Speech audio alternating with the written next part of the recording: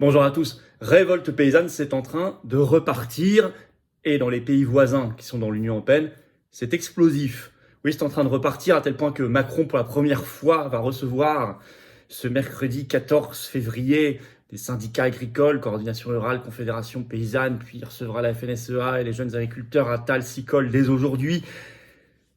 Ils ont chaud. On avait fait l'analyse, vous revenez dans les vidéos, rien n'est réglé, ils sont baladés par le gouvernement. Et surtout la question centrale, l'Union européenne, qui s'invite de plus en plus dans les débats, chez nous et à l'étranger, pour gagner, aller au fond des choses, totalement, directement cette fois-ci. Et de l'autre côté, tous les Français doivent participer par un effort, y compris logistique, à ce que le mouvement soit 10 fois plus fort encore, durable et tenace. On va venir sur tout ce qui se passe là, en ce moment, c'est bouillonnant dans cette vidéo. N'hésitez pas à la relayer, n'hésitez pas à la partager, à vous abonner à cette chaîne YouTube en cliquant sur le petit bouton s'abonner en dessous. C'est un clic, c'est gratuit. Vous êtes abonné à la chaîne et ça y est, grâce à vous, les vidéos sont davantage recommandées par YouTube et on va toucher de nouvelles personnes. On va ouvrir les yeux de nouvelles personnes qui ne nous connaissaient pas encore si vous êtes abonné plutôt que pas abonné. Ou réabonner si YouTube vous a désabonné, à vous de vérifier, ça arrive. Je sais pas si ce sont des bugs ou c'est volontaire, j'en sais rien, mais ça arrive. Merci d'avance, vous êtes très nombreux à le faire en ce moment. Alors, je suis en réunion publique, vous le savez, Tour de France de la Liberté, jeudi 29 février à Agen. Inscription sous la vidéo, il y a un formulaire. C'est bien préférable de s'inscrire, c'est ouvert à tous. Toutes mes réunions publiques, les manifs sont ouvertes à chaque fois aux adhérents et non-adhérents. Tout le monde est le bienvenu, de tous les départements d'ailleurs. C'est pas réservé qu'aux départements. Donc c'est sous la vidéo en description pour Agen. Et on ouvre aujourd'hui, nouvelle réunion publique dans le Tour de France de la Liberté. Je suis ravi d'aller à Lons-le-Saunier dans le Jura, mercredi 6 mars. Toujours 19h, toujours 5 € l'entrée, verre de l'amitié toujours offert. Très grosse réunion, très belle soirée. Inscription pour le Jura, c'est un autre formulaire sous la vidéo en description, mercredi 6 mars, c'est ouvert, ne tardez plus.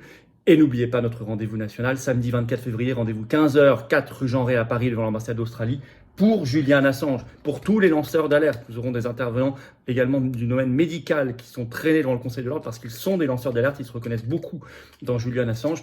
Et Julian Assange, il y a beaucoup d'actualités sur lui en ce moment. Soyez là, venez très nombreux. Samedi 24 février, 15h, Paris, devant l'ambassade d'Australie. Il est australien, c'est 4 rue Jean Rey.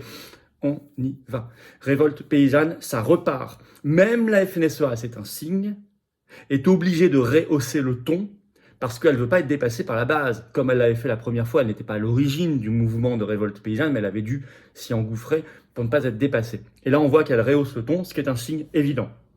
Même, je vous le dis maintenant parce que je ne le traiterai pas, parce que je n'ai pas l'habitude de traiter les faux semblants, même Jérôme Bale a été obligé de refaire une gueulante et de remenacer de tout bloquer devant les caméras de BFM TV ce 12 février pour information. Le Salon de l'Agriculture est dans le viseur. Il commence le 24 février, dans 11 jours. Et s'il est bloqué, s'il n'a pas lieu, c'est historique. On va y revenir. La revendication à porter et visibiliser au maximum, c'est évidemment le Frexit. Sortir de l'Union européenne, retrouver la souveraineté agricole et alimentaire. Alors, les signes de reprise, même la FNSEA a obligé de rehausser le ton. Article de RTL qui résume bien les choses ce 10 février, le titre « Ça va mal se passer, la colère des agriculteurs pourrait reprendre de plus belle au salon de l'agriculture ». RTL écrit « La grogne pourrait repartir de plus belle ». Et il y a un paysan interviewé dedans qui dit « Aujourd'hui, la stratégie du gouvernement, c'est de faire pourrir la situation. » Et voilà ce qu'il dit. Je vais vous citer un extrait de RTL. « Les préfets n'ont pas la main sur tout. Et dans toutes les négociations qui relèvent du ministère, on a des fonctionnaires d'État qui sont complètement réfractaires, qui disent qu'on ne peut pas faire ci, qu'on ne peut pas faire ça. Et en fait, il n'y a rien du tout. » S'agace-t-il. Il prévient, tout le monde dit clairement, on est en train de se faire avoir, donc ça va mal se passer, on va avoir un salon comme on n'a jamais eu de salon, voire on n'aura pas du tout de salon, tout court. Très intéressant, les fonctionnaires, ce qu'ils rapportent, les fonctionnaires qui disent on ne peut pas faire ça, on ne peut pas faire ci, on ne peut pas faire ça. Mais oui, puisque l'essentiel des compétences, en plus, sont à Bruxelles. Mais ça, il faut le dire clairement aux agriculteurs. Alors, RMC, 12 février, le titre, si ça continue, on va rebloquer. La crispation monte chez les agriculteurs, impatients après les annonces, évoquant, je cite, l'impatience qui monte et les actions locales qui pourraient reprendre. Des actions locales sont possibles cette semaine, surtout dans les grandes surfaces, et vous allez voir qu'il y en a déjà. Je vais vous citer. Alors, la coordination rurale, qui est le deuxième syndicat dans les élections professionnelles, je vous avais fait une vidéo sur la FNSEA en particulier il y a quelques semaines, la coordination rurale aux élections de 2019, les prochaines sont en janvier 2025, avait fait plus de 21% des voix. Et dans un journal très local qui s'appelle Le Petit Bleu d'Agen, c'est joli.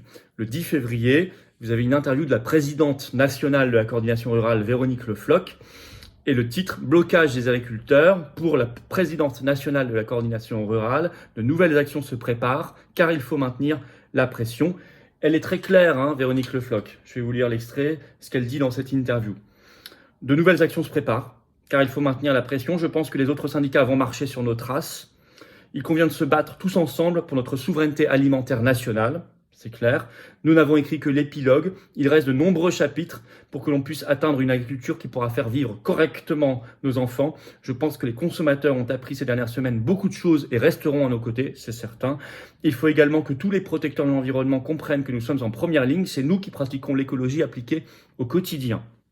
C'est intéressant. Alors, le département le plus puissant de la coordination rurale, le seul où ils tiennent une chambre d'agriculture, c'est-à-dire Lot-et-Garonne, le 47, la CR47 évoque, je cite, des interventions d'un degré supérieur maintenant. En fait, ça n'a jamais cessé totalement. Par exemple, ce 12 février, il y avait des blocages de routes en Eure-et-Loire. Le 10 février, dans les Hautes-Alpes, blocage du Super U d'Embrun. Des actions devant le siège social le même jour du groupe Avril, c'est-à-dire le groupe agro-industriel dirigé par le président de la FNSEA, Arnaud Rousseau. Le 9 février, dans Nord-Gironde, il y avait le blocage de la centrale d'achat de Leclerc.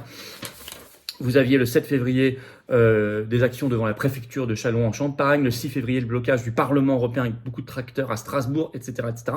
Ça n'est pas exhaustif. Ça n'a jamais cessé et ça a plutôt tendance maintenant à regonfler. Reprendre de la vigueur, sachant que vous avez les infirmiers libéraux qui se sont joints au mouvement depuis le 11 février avec des blocages vraiment nombreux. Il y a eu des blocages à Marseille, à Bordeaux, à Bayonne, à Gap, à Dijon, etc. Et c'est sur la durée. Même la FNSEA, et c'est un signe, est obligée de rehausser le ton. Non pas qu'il y ait de la sincérité chez la FNSEA, en tout cas chez ses dirigeants. Je ne blâme pas tous les adhérents de la FNSEA ni tous les cadres locaux, parce que je sais qu'il y a des gens là-dedans qui sont sincères, je le sais. Mais au niveau national, non, il n'y a pas de sincérité. C'est l'agro-business. Mais si eux sont obligés de hausser le ton, c'est qu'ils sentent que ça repart. Ils veulent pas se laisser déborder par la base. C'est un signe qui ne trompe pas. Dépêche AFP ce 12 février, le titre FNSEA. Avant le salon de l'agriculture, le syndicat menace le gouvernement de reprendre les blocages. C'est ce qu'a dit son président Arnaud Rousseau sur BFM TV ce 11 février, où il se plaint. Il n'y a pas de point de suivi, je cite, pas de point d'étape, pas de rencontre ministérielle depuis 10 jours et depuis la levée des blocages. Personne n'a intérêt à nous balader, ajoute-t-il. S'il n'y a pas de rendez-vous, à la fin, on reviendra.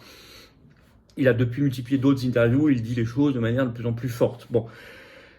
Je vous ai dit à tel point que ce 13 février, Attal va recevoir la FNSEA et les JA, Jeunes Agriculteurs, et le 14 février, Macron va recevoir Coordination Rurale et Confédération Paysanne. Simplement, qu'ont-ils à leur dire de nouveau ? Rien, évidemment, puisque entre-temps, je vais vous expliquer, l'Union européenne a réaffirmé ses grandes lignes, ses grandes positions, et notamment l'Allemagne. J'y viens. Parce que, effectivement, ça reste très, très actif et explosif dans les autres pays de l'Union européenne. 6 février, il y a eu des dizaines d'autoroutes bloquées en Espagne. Ça n'a jamais cessé en Espagne depuis. Ils se battent là-bas beaucoup, c'est écrit sur leur tracteur, contre l'agenda 2030. C'est très lié à l'Union européenne. L'agenda 2030, c'est l'air plus global. C'est aussi l'OTAN, par exemple. Mais c'est aussi l'Union européenne, c'est l'OMS. C'est très mondialiste, l'agenda 2030. C'est bien que les paysans espagnols aient ciblé l'agenda 2030, c'est-à-dire qu'ils ont pigé beaucoup de choses. En Italie, le 7 février, ils ont bloqué l'aéroport de Milan, très grand aéroport. En Lettonie, ils bloquent depuis le 7 février les 6 principales villes du pays. Tout ça sont les pays de l'Union européenne parce que c'est la même cause. Le 9 février, depuis le 9 février, les Polonais bloquent la frontière avec l'Ukraine et ils ont accéléré depuis le 12 février. Ils ont annoncé qu'ils bloqueraient pendant au moins un mois tous les camions qui arrivent avec des céréales et ils vident les céréales qui sont dans les camions qui viennent d'Ukraine parce que c'est de la concurrence déloyale. Alors là, ils y vont à fond. J'ai partagé des vidéos sur mes réseaux sociaux, notamment mon X-Twitter, F-Filippo. Même arrobas que Instagram. En Italie, il y a eu des tracteurs dans Rome en ce moment qui envahissent Rome, notamment devant le Colisée. En Hongrie, depuis le 9 février, contre la concurrence déloyale ukrainienne surtout. En Espagne, ça continue. Le 10 février, par exemple, ils ont bloqué des camions de tomates marocaines. Vous avez cet article de l'Obs, le 9 février. Italie, Espagne, la colère des agriculteurs se durcit dans ces deux pays de l'Union européenne. Avec des actions également en Allemagne, ça n'a jamais cessé. Belgique, Pays-Bas, des frontières bloquées. Belgique, France, Belgique, Pays-Bas, etc. C'est fort, c'est explosif. Et ça ne baisse pas. Et évidemment, quand les agriculteurs français voient ça, c'est en France qu'il y a eu les plus vigoureux blocages, hein, je le signale quand même. Et c'est en France qu'ils reviendront au plus fort, je le sais. Et quand il y a eu les actions françaises pendant 8 jours, là, tous les pays regardaient la France. Vous voyez comme quoi la France, c'est un pays qui est extraordinaire. Parfois, on a l'impression qu'il ne se passe rien. Et d'un coup, c'est éruptif et ça devient plus haut que nulle part ailleurs. C'est exactement ce qui s'est passé. C'est exactement ce qui doit se passer en puissance 10. Parce que le gouvernement balade, c'est évident, même s'ils vont les recevoir là, à Matignon, à l'Élysée, ils baladent. L'Union européenne ne veut évidemment rien changer. Le meilleur signe, premier déplacement à l'étranger du nouveau Premier ministre Attal, il choisit l'Allemagne, évidemment, le 5 février, et il rencontre le chancelier Scholz. Scholz, ils font une conférence de presse et Scholz déclare ceci devant Attal, son soutien au libre-échange et notamment à l'accord Union européenne-Mercosur. Je cite Scholz. L'Allemagne est un pays qui est très attaché au libre-échange. Je pense que nous sommes tous d'accord pour dire que nous avons besoin de tels accords, car ils ont une grande importance géostratégique, a déclaré le chancelier lors d'une conférence de presse commune avec le Premier ministre français Gabriel Attal à l'issue de leur entretien en tête-à-tête qui a duré une demi-heure. Et il ajoute, Scholz, les négociations avec les pays du Mercosur sont en cours depuis 20 ans déjà. Il n'est pas si étonnant qu'on ait le sentiment qu'elles doivent aboutir et que l'on souhaite qu'elles aboutissent. C'est clair ? Alors le petit Attal, il était un peu blême à côté. Mais si l'Allemagne dit ça, c'est qu'ils sont en train d'avancer. Et je rappelle que le commerce est une compétence exclusive selon les traités européens de l'Union européenne. Bon. Donc, quand on voit ce contexte, les agriculteurs le voient, le savent, il faut soutenir, y compris logistiquement, nos véhicules, apporter à manger. Bon, les patriotes ont fait des choses comme ça. Il faudra faire, on va réorganiser tout ça encore plus fort. Il peut y avoir le blocage de Rungis, le siège de Paris, au-delà de toute la France, hein, et le blocage du Salon de l'agriculture, qui commence le 24 février. Ce serait très très fort, c'est ça que ne veut pas le pouvoir, donc c'est ça qu'il faut faire. Intensifier, ne pas être dans les roues de tracteurs de la FNSEA, être indépendant, même si la FNSEA sera là, bien sûr, mais parce qu'ils vont suivre, il ne faut pas se leurrer, mais il faudra être le plus indépendant possible, ça c'est une grosse leçon de la première mobilisation, avec une revendication claire et vitale, le Frexit, hein. Comme l'ont dit des paysans chez nous, comme Claude qui est intervenu, qui avait bloqué Rungis, paysan de Loire-Atlantique, Sébastien Béraud, bien sûr, avec qui j'ai fait des entretiens, qui est venu à notre manif du Champ de Mars, Alexandre Pat également, qui est intervenu, qui est dans Eure-et-Loire, qui a dit la même chose. Sortir de l'Union européenne, clairement. Reprendre la main, la souveraineté agricole et alimentaire en main. Il faudra écrire Frexit sur les tracteurs, mais des drapeaux français, très important. Et nous, des drapeaux français chez nous, partout. Être là. On va y revenir quand ça démarrera concrètement, même en train de s'organiser.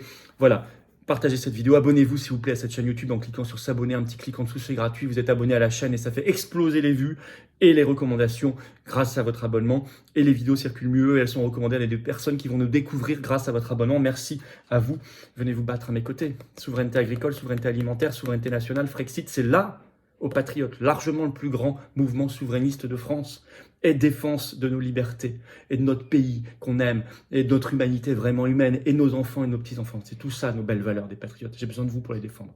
J'ai besoin de vous pour les promouvoir et les faire gagner et on peut, maintenant. Ne remettez pas à demain, l'oligarchie ne remet pas à demain ses mauvaises actions contre nous. Non. Adhérez, vous faites un don de soutien au mouvement et sachant, n'oubliez pas que nous n'avons pas l'aide, les réseaux, les millions, les milliards, les banques, les médias, les journalistes, les oligarques du système, non. Mais on fait. Et on fait avec sincérité, je le crois vraiment, et avec courage et beaucoup d'actions concrètes, parce que je crois à l'humain. La politique avec un P majuscule, c'est l'humain, c'est pas que les réseaux, les médias ou YouTube, les réseaux sociaux. C'est les manifs, c'est les actions de coup de poing, c'est de nous voir, c'est de travailler ensemble, c'est aller sur les blocages. C'est ça, l'esprit des patriotes. Adhérez, réadhérez, c'est le premier lien sous la vidéo en description, vous êtes attendus. Ce lien est également en commentaire épinglé. Une petite fiche maintenant sur l'écran et dans quelques secondes un lien sur l'écran. Faire un don de soutien au mouvement pour faire plus d'actions concrètes. C'est le deuxième lien sous la vidéo en description. Tout ça, c'est défiscalisé aux 2 tiers de vos impôts. Vous baissez concrètement vos impôts en adhérant, réadhérant ou donnant au mouvement. 2 tiers, c'est massif. Vous mettez 3 000 €, ça enlève 2 000 € d'impôts. Vous mettez 3 €, ça enlève 2 € d'impôts. Vous mettez 300 €, ça enlève 200 € d'impôts. Vous mettez 60 €, ça enlève 40 € d'impôts, etc. Par ailleurs, 29 février, je suis à Agen, inscription. 6 mars, je suis dans le Jura, inscription, autre lien. Et 24 février, 15 h, devant l'ambassade d'Australie, 4 rue Jean Rey, on défend Julian Assange. Venez tous. Bravo aux donateurs, aux réadhérents. Bienvenue aux nouveaux adhérents patriotes et vive la France.